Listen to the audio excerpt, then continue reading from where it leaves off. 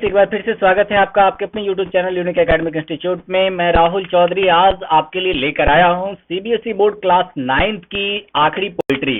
इससे पहले हमने सारी पोइट्री कर ली है क्लास 9 सीबीएसई की। फर्स्ट जो पोइट्री सेक्शन आपका है वो आज क्लियर हो जा रहा है। ये वैसे लास्ट पोइट्री नहीं है, इससे पहले जो लास्ट पोइट्री आपकी वो खत्म की जा चुकी है और ये एक पोइट्री रह गई थी जो आज मैं क्लियर करने जा रहा हूँ और इसका टाइटल है द स्नेक ट्राइंग। तो अगर आपने पीछे कोई पोइट्री नहीं देखी है तो वो आप प्लेलिस्ट में जाकर के देख सकते हैं। इससे पहले हमने 9 पोइट्रीज की हैं और जो लास्ट पोइट्री थी उसका नाम था स्लमर डिड माई स्पिरिट फील। तो वो भी बहुत अच्छी पोइट्री है और आज जो हम पोइट्री पढ़ने जा रहे हैं ना वो एक बहुत ही अच्छी पोइट्री है, द स्नेक ट्राइंग। तो मुझे विश्वास है आपको काफ़ी मज़ा आने वाला है। अगले कुछ मिनटों तक ये पोइट्री पढ़ करके बहुत कुछ आप एंजॉय करने वाले हैं। तो आप लगातार मेरे साथ बने रहिए अगले कुछ मिनटों तक। देखते हैं द स्नेक ट्राइंग जो सीबीएसई के द्वारा जो प्रिस्क्राइब्ड है आपके लिए, WWE रूल्स के द्वारा ये लिखा गया है। चलिए आज इनकी कोई बात नहीं करते। इनका जन्म हुआ था 14 जून 1894 को और इनकी डेथ हुई थी 26 अगस्त 1966 को। कनेडियन है, कनाडा में ही जन्म हुआ था, कनाडा में इनका डेथ हो गया था। तो एक कनेडियन पोइट की पोइट्री है और क्या लिखते हैं पोइट्री में ये जानने के लिए तो आपको मेरे साथ अगले कुछ मिनटों तक बने ही रहना पड़ेगा, क्योंकि हम आपको बताने वाले हैं इस कविता का हिंदी अनुवाद और हिंदी अनुवाद के साथ साथ हम आपको इसका भावार्थ भी बताएंगे जो कि अनुवाद से बिल्कुल अलग होगा। बहुत कुछ सीखने वाला होगा उसमें। और चलिए देखते हैं। पोइट्री से वैसे मेरा लगाव रहा है तो मैं आपको ऐसे ही ये बताने जा रहा हूँ जैसे आपको लगेगा कि आप उसको पहले कभी सुन चुके हैं, लेकिन ठीक है। चलिए देखते हैं क्या है पोइट्री आपकी। The snake trying. स्नेक आप जानते होंगे, बड़ा डेंजरस होता है स्नेक।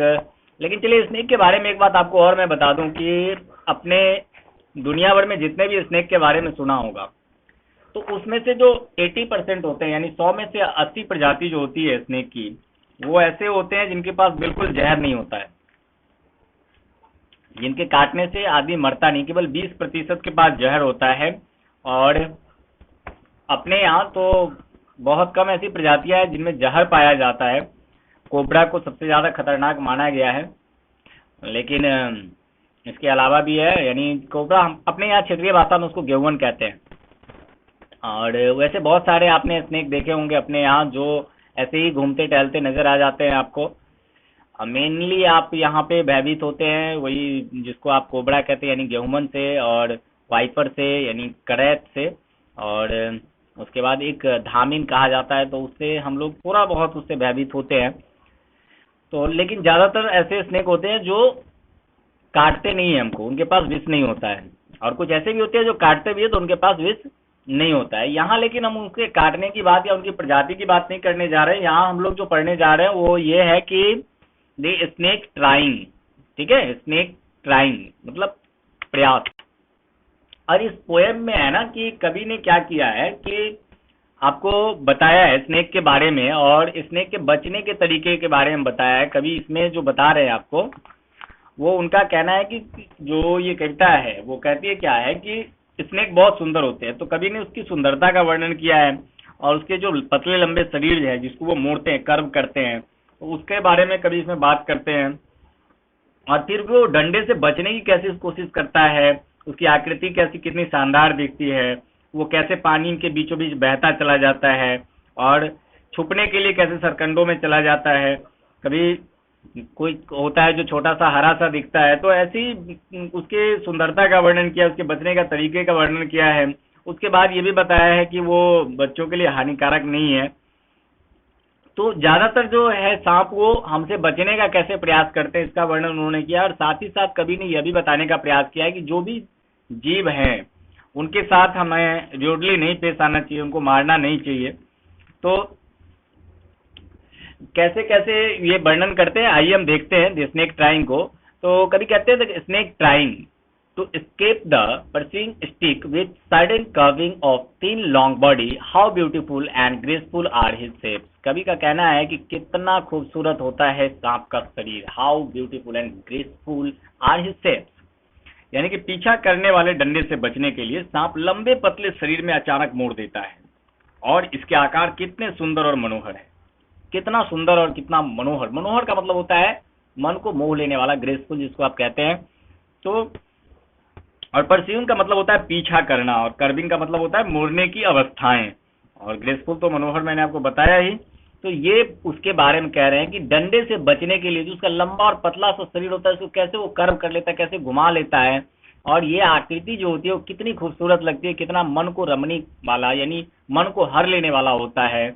और आप देखते हैं सेकेंड स्टेंजा में कभी क्या कहते हैं, तो कहते हैं he glides through the water away from the stroke. Oh, he glides through the water away from the stroke, यानी कि वो कहते हैं कि डंडे के आगमन से बचने के लिए वो पानी के अंदर जो है ना भाग जाता है और पानी के अंदर वो तैरने लगता है। ठीक है, उसके बाद क्या कहते हैं, कभी आइए देखते, कहते हैं oh let him go over the water into the reed to hide without hurt, small and green, he is harmless even to children. कहते हैं oh let him go over the water into the reach to hide without hurt, small and green, he is harmless even to children. तो उसे बिना चोट खाए पानी के ऊपर से सरकंडों में छुपने के लिए जाने दो, यानी उसे बिना चोट खाए पानी के ऊपर से भागने दो। कहाँ छुप जाने दो, कहाँ, सरकंडों के बीच में। छोटा और हरा दिखने वाला वह बच्चों के लिए भी नुकसान देने वाला नहीं है। वो छोटा सा है, हरा सा दिख रहा है, और वो बच्चों को भी नुकसान नहीं पहुंचाने वाला, इसलिए उसको मारो मत, ऐसा कभी कहना चाहते हैं। और ग्लाइड्स का मतलब होता है बहाव, जो बहाव के साथ दौड़ना होता है उसको मूव्स लाइक अ फ्लो, बहाव के साथ आगे बढ़ जाना। और उसके बाद स्ट्रोक का मतलब होता है आक्रमण, यानी चोट करना, हर्ट करना, किसी पे अटैक करना। और उसके बाद अगर देखें तो रीड्स का मतलब होता है सरकंडे। ये सरकंडे क्या होते हैं ना, ये पौधे होते हैं, बांस के जैसे होते हैं, लेकिन बांस नहीं इसको आप कह सकते, बैम्बू नहीं होता है, लेकिन बांस के जैसा ये पेड़ होता है, तो उसको सरकंडे कहते हैं, जिसको रीड्स यहाँ पे कहा गया है। उसके बाद देखते हैं कभी और क्या कहते हैं इस पोएम में। Along the sand he lay until observed and seized away, and now he vanishes in the ripples among the green slim reeds। कहते हैं जब तक उसे देखा नहीं जाता और उसका पीछा नहीं किया जाता वो रेत में पड़ा रहता है, और अब वह पतले हरे रंग के सरकंडों के बीच तरंगों में अदृश्य हो जाता है। यानी कि जब तक आपकी नजर उस पर नहीं पड़ती वो चुपचाप कहीं पड़ा रहता है किसी रेत पे, और जैसे ही आपकी नजर पड़ती है उस पर तो फिर वो अपनी जान बचा करके भागता है और भाग करके छिप जाता है सरकंडों के बीच, हरे रंग के सरकंडों के बीच। क्योंकि उसका कलर भी हरा होता है इसलिए वो जो है उसमें आसानी से छिप सकता है, इसलिए भाग जाता है। तो ऑब्जर्व का मतलब होता है दिखता है, यानी देखना, ऑब्जर्व करना। और सेज द वे का मतलब होता है पीछा किया जाना, यानी पीछा करना। और वेनिसेस का मतलब वैसे तो होता है, वेनिसेस मतलब धुल जाना, लेकिन यहाँ होता है अदृश्य के रूप में इसका प्रयोग किया है कि अदृश्य हो जाता है। और रिपल्स का मतलब होता है तरंगे। और स्लिम का मतलब तो आप जानते ही हैं, स्लिम बॉडी तो काफी पॉपुलर है, तो स्लिम का मतलब होता है क्या, पतले। तो कुल मिलाकर के इस छोटी सी कविता में कवि ने बताया है कि सांप जो है वो नुकसान पहुंचाने वाले नहीं होते हैं, सभी सांप। और ऐसा मैं भी कह रहा हूं कि जो ज्यादातर सांप होते हैं वो हमको नुकसान नहीं पहुंचाते हैं, तो इसलिए बेवजह उन पर प्रहार नहीं करना चाहिए, उनको नहीं मारना चाहिए।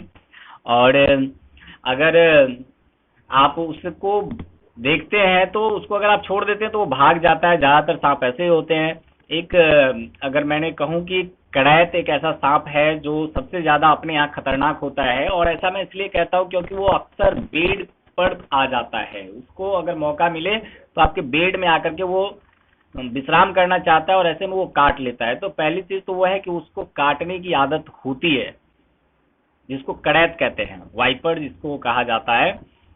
और दूसरी बात है कि उसका जो जहर है वो काफी धीमा चढ़ता है, तो इसलिए भी उससे थोड़ा सा अलर्ट रहने की जरूरत होती है। और तीसरी जो सबसे खतरनाक बात उसमें होती है वो ये होता है कि उसके जो दांतों के निशान होते हैं वो बहुत पतले होते हैं, तो आपको पता नहीं चलता है कि ये सांप का काटा हुआ है, तो इसलिए वो ज्यादा खतरनाक होता है। और सबसे जहरीले की अगर बात की जाए तो कोबरा अपने यहाँ सबसे अधिक जहरीला होता है, लेकिन वो काटना नहीं चाहता है जब तक कि उसको अपने ऊपर खतरा महसूस ना हो। और सबसे इम्पोर्टेंट चीज मैं आपको ये बता दूं कि अभी भी अपने यहाँ जो सर्पदंश से यानी सांप के काटने से लोगों की मौत होती है, उसमें से ज्यादातर लोग ऐसे होते हैं जिनकी मौत सांप के जहर से नहीं बल्कि हार्ट अटैक से होती है। तो जब भी कभी सांप किसी को काट ले तो उसको घबराना नहीं चाहिए और अस्पताल जाना चाहिए, झाड़ फूक के चक्कर में तो बिल्कुल नहीं पड़ना चाहिए। तो सर्प चूंकि विषैले होते हैं इसलिए उनसे बचने की जरूरत तो है, कुछ जो विषैले होते ही हैं और खासतौर से बरसात के मौसम में वो आपको ज्यादा नजर आते हैं। तो बचने की जरूरत तो है उनसे, लेकिन उनको मारने की जरूरत नहीं, क्योंकि वो भी प्रकृति का एक हिस्सा है। और कभी भी यही कहना चाहते हैं कि हमें नहीं चाहिए कि हम सांपों को नुकसान पहुंचाएं, उनको ना मारें, क्योंकि वो भी खूबसूरत है, वो भी प्रकृति का हिस्सा है। और प्रकृति जो बनी हुई है वो हर एक चीज से मिलकर बनी हुई है, ऐसा नहीं है कि किसी एक चीज से मिलकर बनी हुई है। 84 लाख प्रजातियां हैं जीवों की, और वो सभी अपना अपना रोल अदा कर रहे हैं, अपने अपने जो कैरेक्टर है उसको प्ले कर रहे हैं। तो निश्चित रूप से ये इम्पोर्टेंट है कि हम इस चीज को समझें और कभी की बात को समझने का प्रयास करें, सांपों को नहीं मारें। यही स्नेक ट्राइंग है, और स्नेक के बचने के तरीकों को उन्होंने कभी ने हमसे बताया है। और ये इसी के साथ हमारा सीबीएसई क्लास 9th का जो पोएट्री सेक्शन है वो खत्म होता है। अब आगे हम आपके साथ करने वाले हैं प्रोज सेक्शन। आपको हमारा वीडियो कैसा लगता है ये बताना ना भूलें, और अगर आपने पिछले वीडियोस नहीं देखे तो आप प्लेलिस्ट में जाकर के चेक कर सकते हैं, डिस्क्रिप्शन में लिंक भी दिया हुआ है दोस्तों, और आप इसको शेयर भी कर सकते हैं अगर आपको अच्छा लगा तो। और फिर हम मिलेंगे एक नए वीडियो के साथ, क्योंकि हमको बने रहना है आपके साथ लगातार।